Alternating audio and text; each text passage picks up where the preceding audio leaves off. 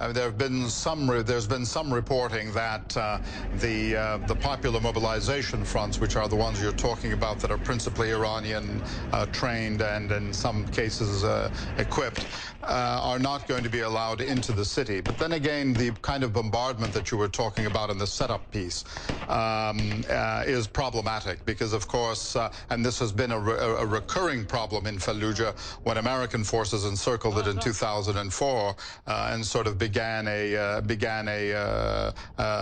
starvation strategy. And I'm afraid we may be headed in that direction, which, of course, to use the parlance of the Vietnam War, will lose the hearts and minds of the locals. This is a very, very tricky problem. And another Vietnam era saying, too, is in order to save the city, we might have to destroy it. That's another big issue. You know, what happens when ISIS is forced out is key, too, especially given the sectarian nature of things as they've been in the past. And this is where a lot of the trouble began, Falluja as well, in the sectarian sense. It's going to be key who governs the place and, even more important, perhaps, what sort of support they have from the Shia-led central government.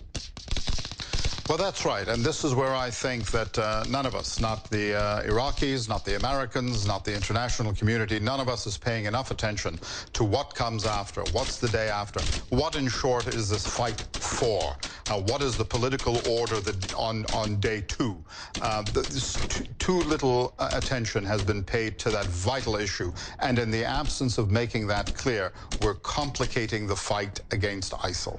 And, of course, this is all overshadowed as well as it has been for some time by the precarious nature of the central government itself, too, the infighting, the self-interest, the growing public anger at the failure of the government to provide even basic services. How does that complicate all of this in the battlefield? At precisely the moment that the federal government, the government in Baghdad, is attempting to assert or reassert control over, and it's had some success, let's be clear about that. Excuse me, it took Rutba in western Iraq back from ISIL just this past week. So it's had some successes.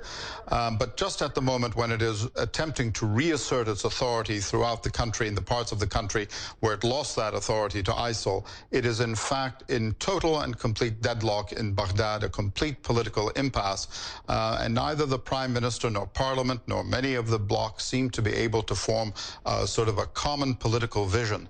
And again, it's without that common vision, without giving people a notion of what the fight is for.